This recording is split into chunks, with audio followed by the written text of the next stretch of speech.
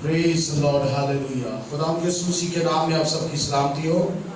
आप सब खुश हैं? खुदा की शुक्रगुजारी करते हैं। खुदा अजीब है, वो भला है और उसके काम अजीब हैं, वो भला खुदा है। आइए हम खुदा के कलाम में से आज जो सीखेंगे, मुकाशफों की किताब निकाले मेरे साथ। सब बोले हालेलुया। मुकाशफों की किताब निकालिएगा। मुकाशफों की किताब 14वां बाब और उसकी हम 13वीं आयत को, एक ही आयत है जिसको जो है हम पढ़ेंगे और उस पर हम थोड़ी देर के लिए गौर करेंगे खुदा के कलाम में से। जी। फिर मैंने आसमान में से ये आवाज सुनी कि लिख। आसमान से आवाज आई है और कहा गया लिख। मुबारक है वो मुर्दे, हाँ जी, जो अब से खुदावंद में मरते हैं। मुबारक है वो मुर्दे जो अब से खुदावंद में मरते हैं। रूह फरमाता है बेशक, रूह फरमाता है कि बेशक, क्योंकि वो अपनी मेहनतों से आराम वो अपनी मेहनतों से आराम पाएंगे और उनके अमाल उनके साथ साथ होते हैं। आमीन। अजीजों, मुकाशफा की किताब एक अजीब किताब है और मुकाशफा की किताब बताना चाहता हूं कि माजी, हाल और मुस्तकबिल के बारे में हमें सिखाती है। और यहां पर जो हमने पढ़ा है वो ये है कि सूरत हाल जो चल रही थी वो ये थी कि कलीसिया, इब्तदाई जो कलीसिया थी वो काफी मुसीबतों का सामना कर रही थी। इज़ारे सानिया बर्दाश्त कर रही थी। बहुत सारे मसले और मसाइल कलीसिया के साथ थे और कलीसिया को इन हालात में एक लीडर की जरूरत थी। और ये वो हालात थे जब लीडर एक जजीरे के अंदर कैद है, हुकूमत की कैद के अंदर है। रोम की कैद में मौजूदा जो कैसर था, जो बादशाह था, उसकी कैद में था।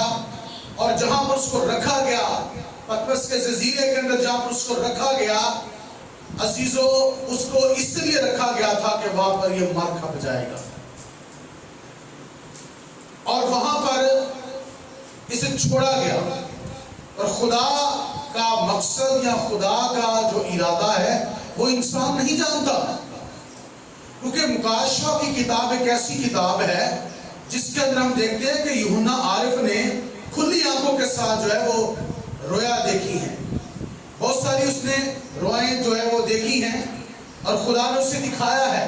खुदा ने उसे आने वाला जो वक्त है, जो हाल था वो, और उसके बाद जो मुस्तकबिल था उसके बारे में भी खुदा ने उसे दिखाया। और फिर खुदा ने जो मासी में हो चुका था वो भी दिखाया, क्योंकि बहुत सारी ऐसी चीजें मुकाशफा की किताब के अंदर हैं जो मासी के साथ ताल्लुक रखती हैं और बहुत सारी चीजें हैं जो कि हाल के साथ ताल्लुक रखती हैं और बहुत सारी चीजें हैं जो कि मुस्तकबिल के साथ उनका जो है वो गहरा ताल्लुक है, गहरा ताल्लुक है, आने वाला जो वक्त है। तो उस वक्त जो हालात चल रहे थे वो ये था कि लीडर चाहिए था कलीसिया को, और कलीसिया जो लीडर था वो कैद के अंदर है। मेरे कहने का मतलब ये हरगिज़ नहीं है कि उस वक्त और नहीं थे, और भी रहनुमा मौजूद थे जो कि आगे रसूलों के शागिर्द थे और आगे वो वर्किंग कर रहे थे, वो ईमानदार जो थे वो काम कर रहे थे। पर यूहन्ना की तलाश थी, क्योंकि यूहन्ना उन्हें नजर नहीं आ रहा था। तो कलीसिया मुसीबत के अंदर थी। इफिसस के अंदर या दीगर जगहों पर बहुत सारे मसाइल जो है वो खड़े हो चुके थे कलीसिया के लिए। बहुत सारी मुसीबतें उनके सामने थी। पर यहाँ पर जो बात लिखी है कि फिर मैंने आसमान से ये आवाज सुनी कि लिख, मुबारक है वो मुर्दे। लफ्ज़ मुबारक है, इसका मतलब है खुश नसीब, ठीक है। और खुश नसीब उनको कहा जा रहा है जो मसीह में, यहाँ पे जो लिखा है वो लिखा है लिख, मुबारक है वो मुर्दे जो अब से खुदावंद में मरते हैं। क्योंकि दुनिया के अंदर हर रोज लोग पैदा होते हैं, हर रोज लोग मरते भी हैं। ये दुनिया के अंदर रूटीन के साथ चल रहा है। पर यहां पर जो लिखा है वो ये लिखा है कि लिख मुबारक है वो मुर्दे। हालांकि मसीही ईमानदारों के अलावा और भी बहुत सारे लोग मर रहे थे, किसी ना किसी वजह से, कोई हादसे में मर रहा था, कोई बीमारी के साथ मर रहा था, किसी ना किसी वजह से कोई जंग में मर रहा था, मुख्तलिफ तरीके से जो है वो मौतें हो रही थी।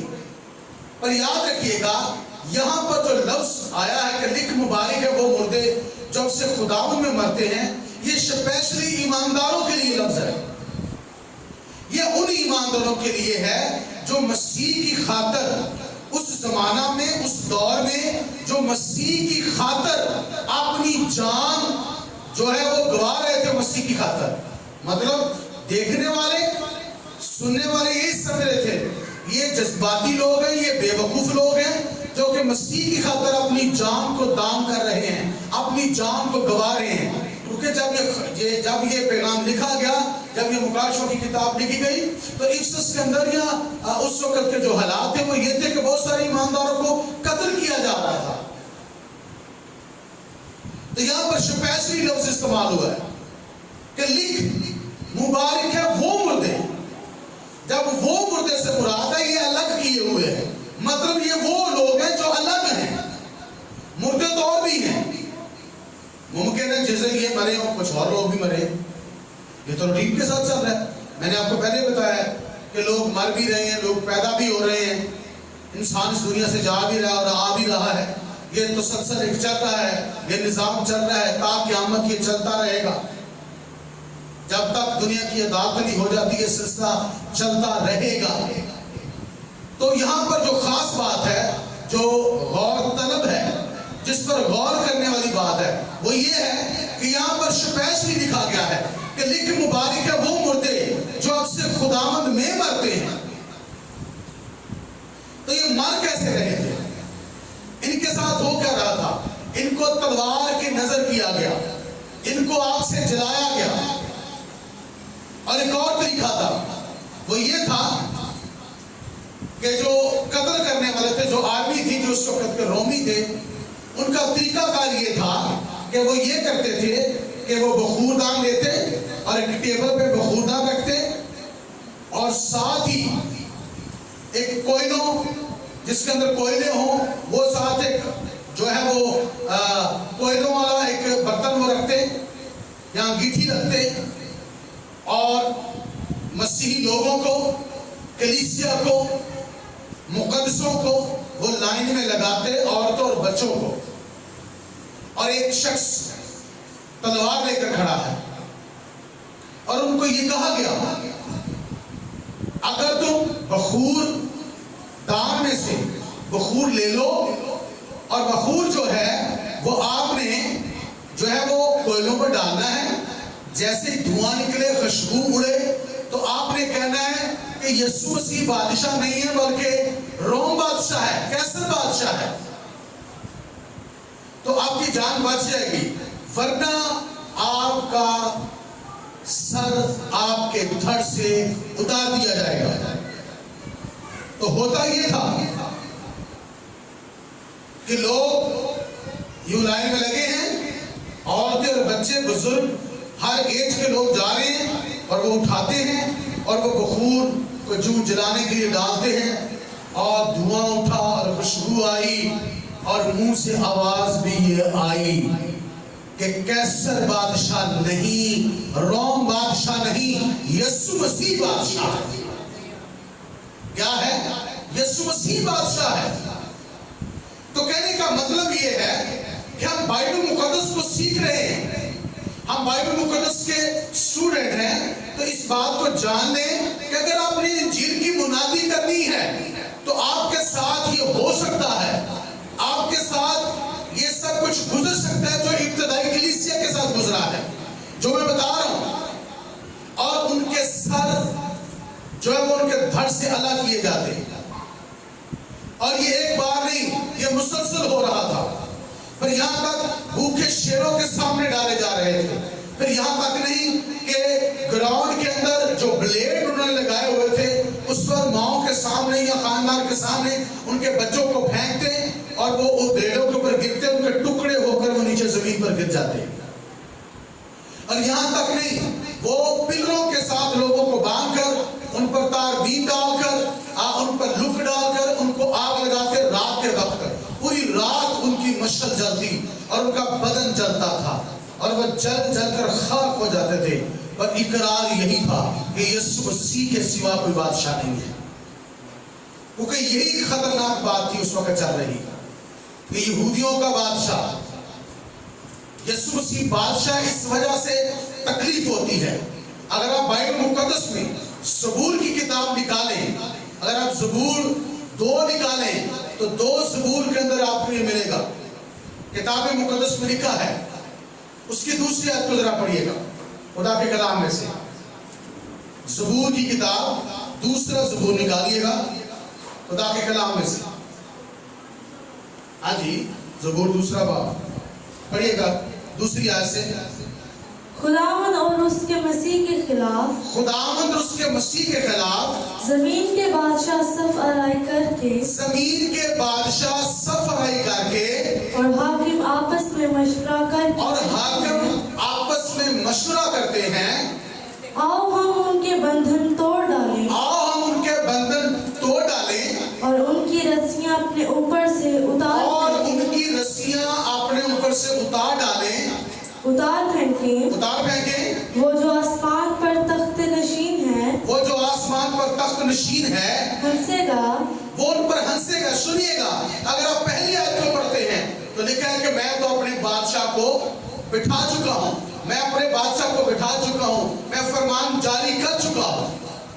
याद रखिएगा, यीशु मसीह बादशाह है। और बाइबल ये कहती है उससे पहले कि मुकाशवा की किताब लिखी जाए, उससे पहले कि यीशु मसीह पैदा हो, उससे पहले कि कलीसिया इन हालात में से गुजरे, पहले से ये बता दिया गया है कि जब मसीह आएगा, जब बादशाह आएगा तो होगा क्या, जब खुदा की बात से जमीन पर आएगी तो होगा क्या। खुदा यीशु मसीह ने ये कहा कि खुदा की बादशाही यहाँ और वहां नहीं, खुदा की बादशाही तुम्हारे दरमियान में है। जिसकी जिंदगी में यीशु है उसकी जिंदगी में यीशु की बादशाही है, उसकी जिंदगी में खुदा की बादशाही है। अगर आज हम यीशु मसीह को कबूल किए हुए हैं, जितने भी ईमानदार, जितने मसीही खुदा यीशु मसीह को कबूल कर चुके हैं, याद रखिएगा उनकी जिंदगियों में, उनके दिलों में, उनके बदनों पर यीशु की बादशाही है। तो आज पूरी दुनिया में सबसे ज्यादा मसीह के पैरोकार हैं, तो मसीह की बादशाही दुनिया में है। सबसे बड़ी बादशाही मसीह की बादशाही है। दुनिया के अंदर वैसे भी जिस्मानी तौर पर भी आप जाएं तो मुल्क ज्यादा है, हमारी तादाद ज्यादा है, और बड़ी जो बादशाहियां वो भी हमारी हैं। तो मसीह की बादशाही ऐसे भी है, बातनी तौर पर भी है और जाहिरी तौर पर भी मौजूद है। मतलब कि हमें नजर आ रहा है कि यीशु का इख्तियार पूरी दुनिया पर है। यीशु के नाम से दुनिया की तारीख शुरू होती है। मसीहत ही दुनिया को सिखाने वाली है। अगर आज दुनिया में तालीम है तो वो कहां से आई है? अगर आज पाकिस्तान में तालीमी लेवल बढ़ा तो वो तालीम पाकिस्तान को देने वाले कौन है? मसीही कौम। अगर दुनिया में बेवा और यतीम की सपोर्ट होती है तो ये कौन कर रहा है? ये किन्होंने सिखाया? मसीहों ने। किसी गरीब की मदद करना, जितने भी काम हो रहे हैं, किसने सिखाया? मसीहों ने। कहने का मतलब ये है कि मसीह की बात से हमें नजर आती है इस तौर पर अपने लोगों के वसीला से वो जाहिर होता है, जाहिरी बादशाही कर रहा है। इस तरह से भी है।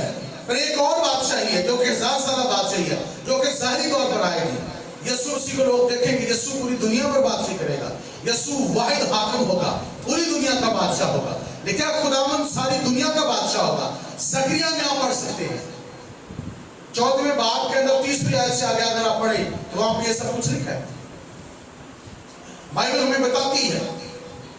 तो किताब मुकद्दस की जो तालीम है बड़ी वाज़िया है, जिसको जानना और समझना जरूरी है। तो कलीसिया इन हालात में से गुजर रही थी।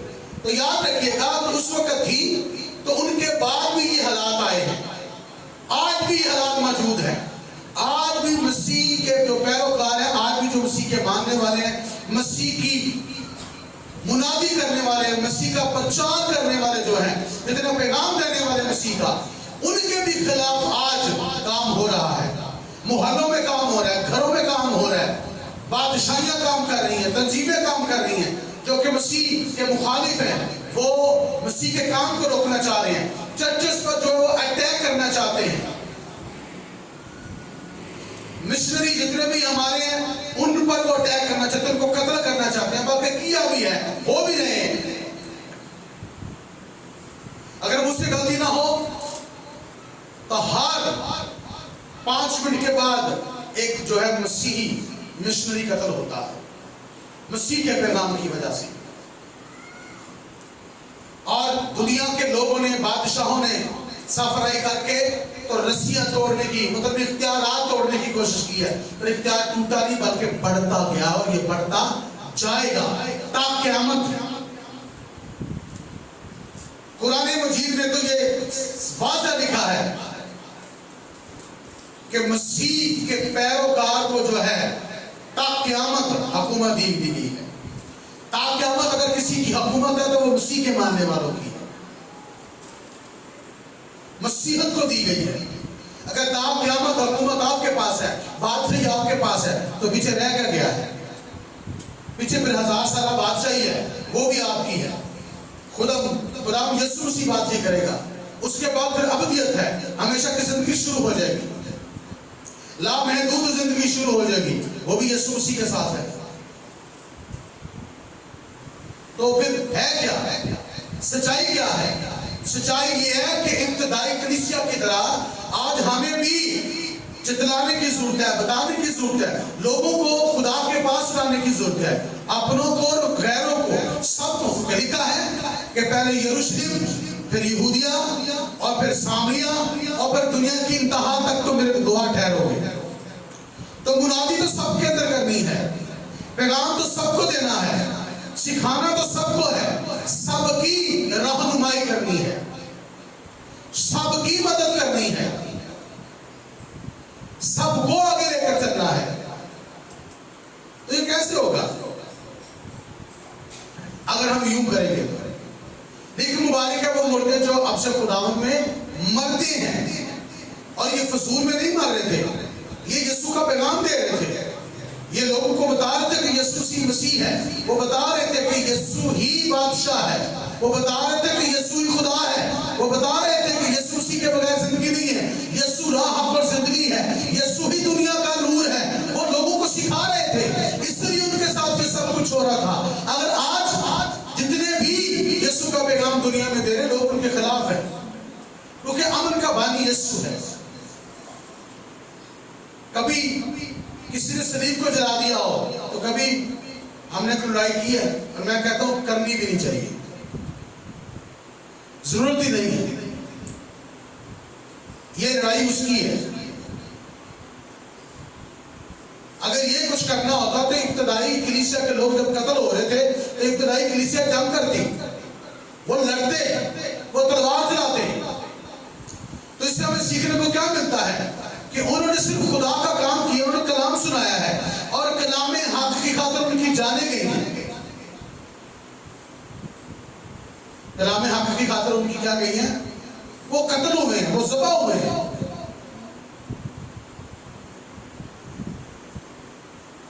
तो क्या वो फजूल में कर रहे थे ये सब कुछ? भाई जो सिखाया गया है, बाकी गतसमनी के अंदर क्या सिखाया गया? उसने सूबेदार के नौकर का कान काट दिया। यीशु मसीह ने कहा यही करना होता तो फिर मैं अपने बाप से दरख्वास्त करता, तो कितने तुमन आ जाते? 12 तुमन आ जाते, एक बड़ी फौज आ जाती। ऐसा नहीं है, यीशु मसीह रूह की तलवार चलाने आया है, ना कि इंसान को कत्ल करने के लिए आया है। अगर कत्ल करके लोगों को मनवाना है कि मसीह को मानो, तलवार के साथ ही मनवाना है, तो फिर यीशु की मसलूबियत, यीशु की सलीब का कोई मकसद नहीं। कफारे का कोई मकसद नहीं। जिन्होंने उसको सलीब पर दिया, उसने उनके लिए शिफायत की, बात उनको माफ कर दी। ये नहीं जानते कि ये क्या करते हैं, इन्हें नहीं पता। बेशक ये खुदा की मर्जी थी कि मसीह मसलूब कहलाए ताकि दुनिया निजात पाए। ये मोहब्बत का पैगाम है। जान दे देना, किसी गुनहगार के लिए अपनी जान दे देना, ये मोहब्बत का पैगाम है। या गुनहगारों को बचाने के लिए कोई ईमानदार, एक मुकद्दस आदमी, रास्तबाज औरत, रास्तबाज जवान बेटी या बुजुर्ग कोई भी अपनी जान दे दे, ये मोहब्बत का पैगाम है। वो लड़े नहीं, बल्कि वो मसीह की खातिर मरने के लिए तैयार हो गए। पर याद रखिएगा, शहीदों का खून, मुकद्दसों का खून दिए का काम करता है। हालेलुया।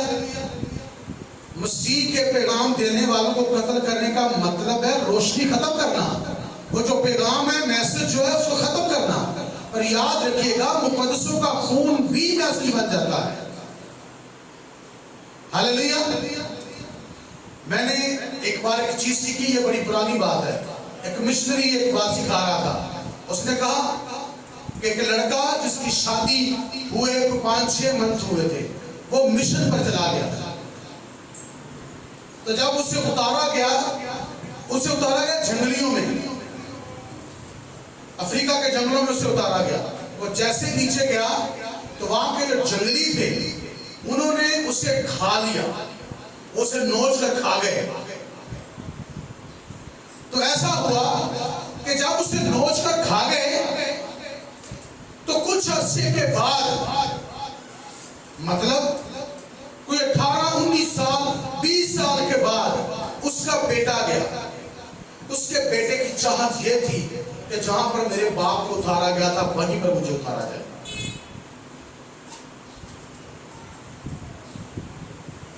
तो जब वो गया तो वहां पर एक चर्च बना हुआ था। तो वहां पर जाकर उसने मुनादी की, बातचीत हुई। उसने कहा कि इतने अरसे पहले, 20 साल पहले एक आदमी को यहाँ पर उतारा गया था। तो वहां पर लोगों ने बताया कि यहाँ के जो लोग थे हमारे पहले, कुछ लोग मौजूद थे, उन्होंने कहा कि हमने उसे खाया था और उसे खाने के बाद हम बदल गए। यीशु मसीह ने कहा मेरा बदन जिंदगी की रोटी है। यीशु मसीह ने कहा जो मेरा बदन खाता और मेरा खून पीता उसमें जिंदगी है। मतलब ये है कि जो रास्तबाज हैं, जो लोग ये शायर बानी लेते हैं, यीशु मसीह का खून, शीरा और यीशु मसीह के नाम से यीशु मसीह का बदन जो खाते हैं। देखिए, हम जो रोटी खाते हैं, जो शीरा खाते हैं, हम इस ईमान से खाते हैं कि ये यीशु का बदन है और ये यीशु का लहू है जिसमें हमारी जिंदगी है। यीशु मसीह ने कहा जो मेरा बदन खाता और मेरा खून पीता है उसमें जिंदगी है, उसमें आखिरी दिन जिंदा करूंगा। याद रखिएगा, जब मुकद्दसों का खून बहाया जाता है, जिस धरती पर मुकद्दसों का खून बहता है, वहां पर तारीकी नहीं रहती बल्कि रोशनी, मसीह की रोशनी आ जाती है। यीशु मसीह ने कहा तुम दुनिया का नूर हो। पहले यीशु ने कहा मैं दुनिया का नूर हूं, फिर उसने कहा तुम दुनिया के नूर हो। जब खुदा के लोग कुर्बान होते हैं, वो सबा होते हैं, तो याद रखिएगा वो नूर का काम करते हैं। उनका खून भी नूर का काम करता है। उनका बदन, उनके बदन के लोथड़े, चिथड़े जिंदगी का काम करते हैं। पतरस को इसलिए मारा गया कि काम खत्म हो जाएगा और ज्यादा काम फैल गया। पलूस को इसलिए कत्ल किया गया कि काम खत्म हो जाएगा और मसीहत की आग और ज्यादा बढ़ उठी। और रसूलों के जो शागिर्द थे उनको कत्ल किया गया, इस तरह से किया गया कि काम खत्म हो जाएगा। मसीहत को खत्म करने के लिए बड़े हरबे इस्तेमाल किए गए, पर आज तक हो नहीं सका। और अभी भी जो है वो ये बातें उठ रही है। एक पैगाम चल रहा है व्हाट्सएप के अंदर, एक ग्रुप उठा है जो चर्चेस पर अटैक करेगा, जो मुकद्दस लोगों को मारेंगे, चर्चेस पर अटैक करेंगे, ऐसा कहा जा रहा है। और कलाम में क्या लिखा है? कलाम में क्या लिखा है? जान देने तक वफादार रह तो मैं तुझे जिंदगी का ताज, जान देने तक भी वफादार रह। जो जान देने तक वफादार हैं, याद रखिएगा उनको जिंदगी का ताज मिलेगा। उन्हें नया आसमान उसकी जो बादशाहत है वो मिलेगी, और ये मुकद्दसों को मिलेगा, ये रास्तबाजों को मिलेगा। इन बातों को जानना समझना बड़ा जरूरी है। इस हकीकत को अपनी जिंदगी में लेना बड़ा जरूरी है। बहुत सारे लोग हैं जो हकीकत से कहीं दूर हैं, उस सदाकत से कहीं दूर हैं। इसलिए बड़ा जरूरी है कि हम खुदा के कलाम के मुताबिक जो अपनी जिंदगी को बसर करें और हम दूसरों के लिए निजात का सुअब बन जाए, दूसरों के लिए निजात का सुअब बन जाए। लिख मुबारक है वो मुर्दे जब से खुदावंद में, लिख मुबारक है मतलब खुश नसीब है वो मुर्दे जब से खुदावंद में मरते। याद रखिएगा, ये हम पर डिपेंड करता है कि हम क्या हैं, हम क्या बनना चाहते हैं। हम मुबारक बनना चाहते हैं या क्या करना चाहते हैं, या सुस्ती के साथ जिंदगी बसर करना चाहते हैं। खुदा इसका हिसाब हमसे लेगा, इस बात को ध्यान में रखिएगा। आप मत ये सोचे कि आपकी जान छूट जाएगी, आपको इसका जवाब देना पड़ेगा, आपको इसका हिसाब देना पड़ेगा। खुदा आपसे हिसाब देगा, खुदा जरूर आपसे इसका हिसाब देगा अगर आपने सुनकर सीखकर खुदा का काम ना किया, दूसरों को पैगाम ना दिया। लिख मुबारक है वो मुर्दे जब से खुदावंद में मरते हैं। आगे क्या लिखा है? रूह फरमाता है, क्या लिखा है आगे? हाँ जी, मुकाशफा 14वां बाब उसकी 13वीं आयत को पढ़ रहे हैं, ठीक है जी? 14वीं आयत को पढ़े जी। फिर मैंने निगाह की, नहीं 13वीं को दोबारा पढ़े। फिर मैंने आसमान से ये आवाज सुनी कि लिख, हाँ जी, मुबारक है वो मुर्दे जो अब से खुदावंद में मरते हैं। आगे वो फरमाता है बेशक, क्योंकि वो अपनी मेहनतों से आराम पाएंगे। बेशक वो अपनी मेहनतों से क्या पाएंगे? पलूस क्या फरमाता है? वो जो मसीह में हुए, पहले तो वो जो मसीह में हुए वो जी उठेंगे। हालेलुया। लिख मुबारक है वो मुर्दे जब से खुदावंद में मरते हैं। तो आगे क्या लिखा है? और उनके अमाल उनके ठीक है, सुने क्या लिखा है कि रूह साफ फरमाता है कि वो अपनी मेहनतों से, मेहनत से मुराद क्या? काम, वर्किंग। आप जॉब करते हैं, आप 8 घंटे या 9 घंटे जॉब करते हैं तो आपको उसकी सैलरी मिलती है। आपको उसकी क्या मिलती है? सैलरी मिलती है। तो जो अपनी जान मसीह के लिए गवाते हैं उनकी भी सैलरी है। उनकी सैलरी क्या है? जिंदगी का ताज। किसका ताज? जिंदगी का ताज। जिंदगी का ताज पाने के लिए मसीह के लिए कुछ करना पड़ेगा। आज मसीह के लिए करना क्या है? जो कर रहे लोग उनके खिलाफ है, लोग इबादतों के खिलाफ है, कलाम सुनाने के खिलाफ है, गीत गाने के खिलाफ है, लोग इबादत खानों के खिलाफ है। खुदा का जो काम हो रहा है उसको रोकना चाहते हैं। ये एक जगह पर नहीं, ये पूरी दुनिया में ऐसे हो रहा है।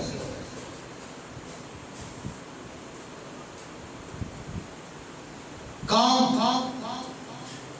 देखिए, अपने कामों से, वो अपनी मेहनतों से आराम पाएंगे। वो जिन्होंने मेहनत की है, जिन्होंने वर्किंग की है, जिन्होंने जॉब की है, जो काम किया है, उसका रिवॉर्ड उन्हें मिलेगा कि वो अपनी मेहनतों से क्या पाएंगे? आराम, हमेशा का आराम पाएंगे, फिरदौस पाएंगे, खुदा के साथ रहेंगे, खुदा का मुंह देखेंगे, मौत ना होगी, आहो नाला ना होगा, आंसू ना होंगे, दांतों का पीसना ना होगा, मातम ना होगा, ना सूरज ना चांद ना सितारे, लेकिन ना सूरज सताएगा ना चांद सताएगा, किसी तरह की कोई रोशनी ना होगी। जिनकी वजह से आज हम तंग हो जाते हैं, सूरज की वजह से लोग तंग हैं इस वक्त। लेकिन खुदा आप उनको रोशन करेगा। उन्हें चांद और सूर्य और सितारों की रोशनी की हाजत ना होगी, क्योंकि चांद और सितारों की मान तो लोग खुद होंगे। हालेलुया। वो अपनी मेहनतों से आराम पाएंगे।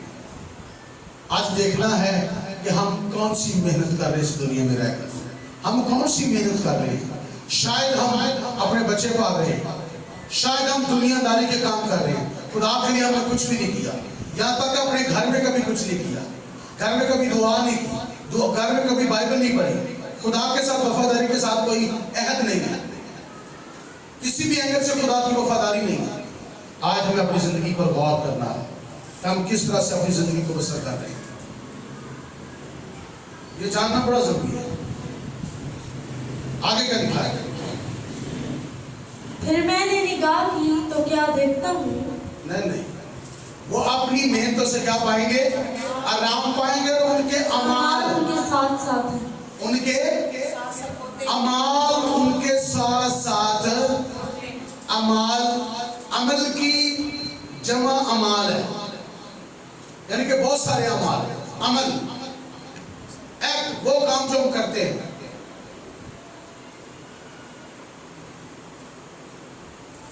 वह अपनी मेहनतों से और उनके अमाल, उनका अमल उनके साथ है।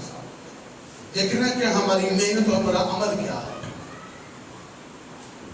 यीशु मसीह ने क्या कहा? रसूलों जाओ और सारी खलक के सामने क्या करो? इंजील की मुनादी करो। तो देखना ये है क्या उन्होंने किया या ना किया। उन्होंने ऐसा किया, क्या हम कर रहे हैं या हम करेंगे? ये चीजें हमारी जिंदगी में बड़ी अहमियत रखती हैं। क्या हम कर रहे हैं या फिर हम करेंगे? ये सब चीजें हमारी जिंदगी में अहमियत रखती हैं कि हम क्या कर रहे हैं। क्या हम खुदा का काम कर रहे हैं? क्या हमने खुदा के लिए कुछ किया है? क्या हम खुदा की मर्जी को अपनी जिंदगी में पूरा कर रहे हैं? उसका मकसद हमारी जिंदगी से पूरा हो रहा है? अगर हो रहा है तो फिर लिखा है कि वो अपनी मेहनतों से आराम पाएंगे और उनके अमाल उनके साथ साथ होते हैं। हालेलुया। उनके अमाल उनके साथ साथ होते हैं। देखा, मैं तेरे कामों को जानता हूं, मैं तेरे कामों को, मैं तेरे कामों को, मैं तेरे अमाल को जानता हूं। देखा, खुदा का अमाल का तोलने वाला है, अमाल का तोलने वाला है। वो अमाल को तोलता है, वो अमाल को परखता है। देखना कि हमारा अमाल क्या है। हम अपनी जुबान से, अपने बदन से, अपने पैसे से, अपनी ताकत से, अपनी तालीम से हम क्या अमाल कमा रहे हैं। अपनी जिंदगी पर हम गौर कर सकते हैं। पौलुस के अमाल पर गौर कीजिए, पतरस के अमाल पर गौर करें, रसूलों के अमाल की किताब, यानी कि रसूलों का अमल देखें, उन्होंने क्या किया। स्तिफनस का अमल कितने लोगों को याद है कि वो मसीह की खातिर मर गया। इसकी खातिर, मसीह की खातिर मर गया। क्या हम मसीह की खातिर मरने के लिए तैयार हैं?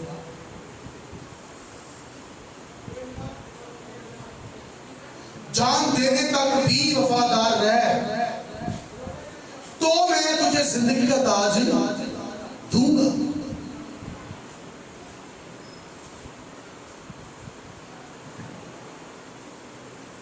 अपने अमाल पर हमें गौर करने की जरूरत है। ये बड़ा जरूरी है। मेरे साथ एक हवाला निकालिएगा, पतरस रसूल का खत, पहला पतरस निकालिएगा, उसका पहला बाब, उसकी मैं चाहता हूं कि आप 13वीं आयत से पढ़ना शुरू कीजिएगा जरा जी। और जब तक मैं इस खैमा में हूँ तुम्हें पहला याद पत्रस पहला बाब 13वीं आयत जी। और इस वास्ते अपनी अक्ल की कमर बांध कर और होशियार होकर, इसलिए अपनी अकल की कमर बांध कर और होशियार अच्छा होकर। सुनो, अकल की कमर होगी हिंदी देखो यार, कमर होगी ना, ये तो कमर है, यहाँ पे लिखा अकल की कमर, अकल की। अच्छा, कमर बांधने का मतलब क्या होता है? तैयार करना। क्या करना?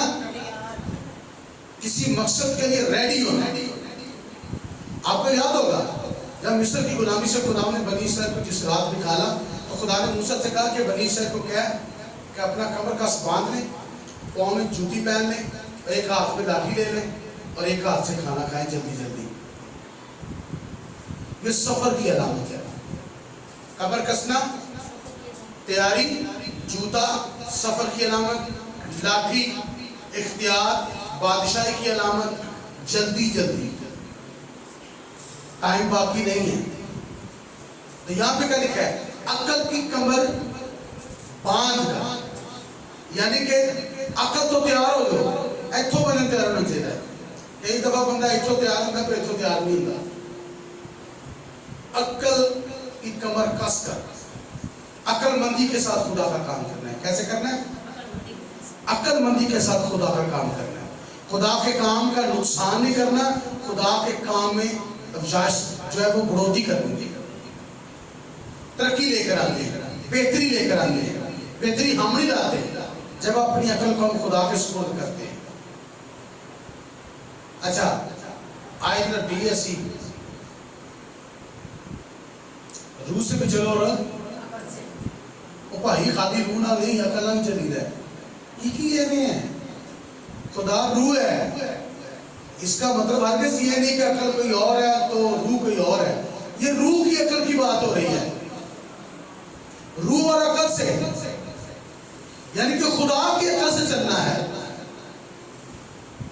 ना कि हम खुदा के काम को इस अकल से कर सकते हैं। जिस्मानी इंसानी फहम से हम खुदा का काम नहीं कर सकते। खुदा का काम खुदा की अकल से ही हो सकता है। आमीन। यानी कि अपने बदन को मसीह की खातिर नजर करना है, अपनी अकल को मसीह की नजर करना है, ताकि मसीह की अकल हमें हो। किसकी अकल हो? मसीह की अकल हमें हो। आगे बढ़िएगा। उस फजल की कामिल उम्मीद रखो, उस फजल की कामिल उम्मीद रखो। सुनिएगा, बात यह है कि लिखा है, लिखे मुबारक है वो मुर्दे जब से खुदा में मरते हैं। रूह फरमाता है कि वो अपनी मेहनतों से आराम पाएंगे, उनके अमाल उनके साथ साथ होते हैं। तो यहाँ पर फजल हुआ है। क्या हम खुश नसीब हैं कि अगर हम मसीह की खातिर जीते हैं या मरते हैं, या जो कुछ भी करते हैं, खुश नसीबी है, मुबारकबादी है, खुश नसीबी है। जी आगे। जो यीशु मसीह के ज़हूर के वक्त तुम पर होने वाला है। आगे। और फरमाबरदार फर्जंद होकर अपनी जहालत के ज़माना की पुरानी ख्वाहिशों के ताबिया ना बनो, बल्कि जिस तरह तुम्हारा बुलाने वाला पाक है, उसी तरह तुम भी अपने सारे चाल चलन में क्या बनो? पाक बनो। ठीक है, वो अपनी मेहनतों से आराम पाए तो उनके अमाल उनके। तो यहाँ पे क्या लिखा है? सारे चाल चलन में जो हम काम करते हैं खुदा के लिए, जो हमारा चाल चलन है, उसमें हमने पाक बनना है। कई बार ऐसा होता है कि हम खुदा का काम तो कर रहे होते हैं, खुदा में मेहनत तो कर रहे होते हैं, और उसमें पाकीज़गी नहीं होती। उसमें पाकीज़गी, मेहनत तो करनी है, अमाल तो कमाने हैं, अमल तो करना है, पर अमल पाकीज़गी के साथ करना है, जहालत के साथ नहीं, पुरानी जिंदगी नहीं, लड़ाई झगड़े और फसाद और शैतान के मंसूबों में नहीं, बल्कि पाकीज़गी के साथ सारे काम को करना है। पढ़िएगा आगे। क्योंकि लिखा है कि पाक हो, लिखा है कि पाक हो, इसलिए कि मैं पाक हूँ, इसलिए कि मैं पाक हूँ। और जब कि तुम बाप कहकर उससे दुआ करते हो, सुनिएगा, लिखा है कि मैं पाक हो, क्योंकि मैं क्या हूँ?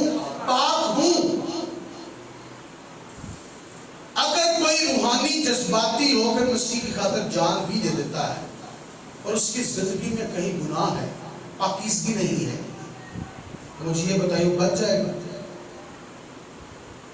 रूहानी जज्बाती भी तो लड़ देते हैं और तू साढ़े यसु मसीह के बारे आएगा की गाना काट दी दो चार राती पै गए तो फैर फैर भी काट दिता।